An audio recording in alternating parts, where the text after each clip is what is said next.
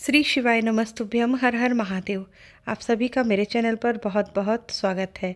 आज की वीडियो में मैं आपको जया एकादशी व्रत कथा सुनाऊंगी। तो चलिए भक्तजनों सुनते हैं जया एकादशी व्रत कथा। बोलिए गणेश जी महाराज की जय, बोलिए विष्णु भगवान की जय। धर्मराज युधिष्ठिर बोले, हे भगवान, आपने माघ माह के कृष्ण पक्षी षष्ठिला एकादशी का अत्यंत सुंदर वर्णन किया। आप स्वदेश, अंडज, अभिज और जरायु चारों प्रकार के जीवों के उत्पन्न, पालन तथा नाश करने वाले हैं। आप कृपा करके माघ माह शुक्ल पक्ष की एकादशी का वर्णन कीजिए। इसका क्या नाम है, इसके व्रत की क्या विधि है और इसमें कौन से देवता का पूजन किया जाता है। श्री कृष्ण जी कहने लगे, हे राजन, इस एकादशी का नाम जया एकादशी है। इसका व्रत करने से मनुष्य ब्रह्म हत्या आदि पापों से छूटकर मोक्ष को प्राप्त होता है तथा इसके प्रभाव से भूत पिशाच आदि योनियों से मुक्त हो जाता है। इस व्रत को विधि पूर्वक करना चाहिए।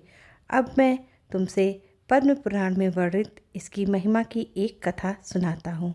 देवराज इंद्र स्वर्ग में राज करते थे और अन्य सब देवतागण सुखपूर्वक स्वर्ग में रहते थे। एक समय इंद्र अपनी इच्छा अनुसार नंदन वन में अप्सराओं के साथ विहार कर रहे थे और गंधर्व गान कर रहे थे। उन गंधर्वों में प्रसिद्ध पुष्पदंत तथा उसकी कन्या पुष्पवती और चित्रसेन तथा उसकी स्त्री मालिनी भी उपस्थित थे। साथ ही मालिनी का पुत्र पुष्पवान और उसका पुत्र माल्यवान भी उपस्थित थे। पुष्पवती गंधर्व कन्या माल्यवान को देखकर उस पर मोहित हो गई और माल्यवान पर काम बाण चलाने लगी। उसने अपने रूप, लावण्य और हाव भाव से माल्यवान को वश में कर लिया। हे राजन, वह पुष्पवती अत्यंत सुंदर थी। अब वे इंद्र को प्रसन्न करने के लिए गान करने लगे, परंतु परस्पर मोहित हो जाने के कारण उनका चित्त भ्रमित हो गया था। इनके ठीक प्रकार न गाने तथा स्वर ताल ठीक न होने के कारण इंद्र इनके प्रेम को समझ गया और उन्होंने इसमें अपना अपमान समझकर उनको श्राप दे दिया। इंद्र ने कहा, हे मूर्खों, तुमने मेरी आज्ञा का उल्लंघन किया है, इसलिए तुम्हारा धिक्कार है। अब तुम दोनों स्त्री पुरुष के रूप में मृत्युलोक में जाकर पिशाच रूप धारण करो और अपने कर्म का फल भोगो। इंद्र का ऐसा श्राप सुनकर वे अत्यंत दुखी हुए और हिमालय पर्वत पर दुखपूर्वक अपना जीवन व्यतीत करने लगे। उन्हें गंध, रस तथा स्पर्श आदि का कुछ भी ज्ञान नहीं था। वहाँ उनको महान दुख मिल रहे थे। उन्हें एक क्षण के लिए भी निद्रा नहीं आती थी।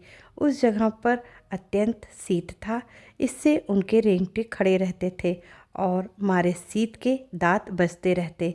एक दिन पिशाच ने अपनी स्त्री से कहा कि पिछले जन्म में हमने ऐसे कौन से पाप किए थे जिससे हमको यह दुखदाई पिशाच योनि प्राप्त हुई।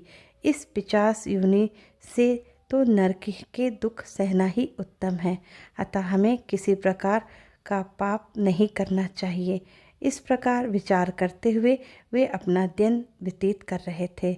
देवयोग से तभी माघ माह की शुक्ल पक्ष की जया नामक एकादशी आई।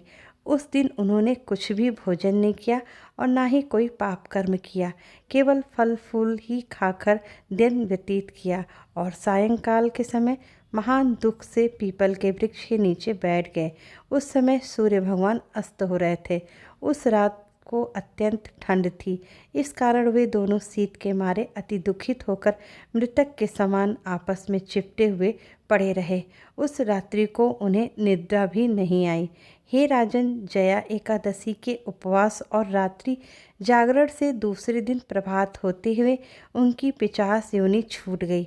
अत्यंत सुंदर गंधर्व और अप्सरा की देह धारण कर सुंदर वस्त्र आभूषणों से अलंकृत होकर उन्होंने स्वर्गलोक को प्रस्थान किया।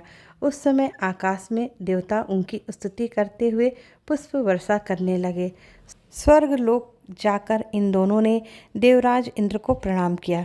इंद्र उनको पहले रूप में देखकर अत्यंत आश्चर्यचकित हुए और पूछने लगे कि तुमने अपनी पिशाच योनि से किस तरह छुटकारा पाया, सो सब बतलाओ। माल्यान बोले, हे देवेंद्र, भगवान विष्णु की कृपा और जया एकादशी के व्रत के प्रभाव से हमारी 50 देह छूटी है। तब इंद्र बोले कि हे माल्यवान, भगवान की कृपा और एकादशी का व्रत करने से न केवल तुम्हारी 50 योनि छूट गई, वरन हम लोगों के भी वंदनीय हो गए, क्योंकि भगवान विष्णु और शिव के भक्त हम लोगों के वंदनीय हैं। अतः आप धन्य हैं। अब आप पुष्पवती के साथ जाकर विहार करो। श्री कृष्ण जी कहने लगे कि हे राजा युधिष्ठिर, इस जया एकादशी के व्रत के प्रभाव से बुरी योनि भी छूट जाती है। जिस मनुष्य ने इस एकादशी का व्रत किया है, उसने मानो सब यज्ञ, जप, दान आदि कर लिया। जो मनुष्य जया एकादशी का व्रत करते हैं, वे अवश्य ही 1000 वर्ष तक स्वर्ग में वास करते हैं। जया एकादशी व्रत कथा संपूर्ण। बोलिए विष्णु भगवान की जय। बोलिए एकादशी माता की जय।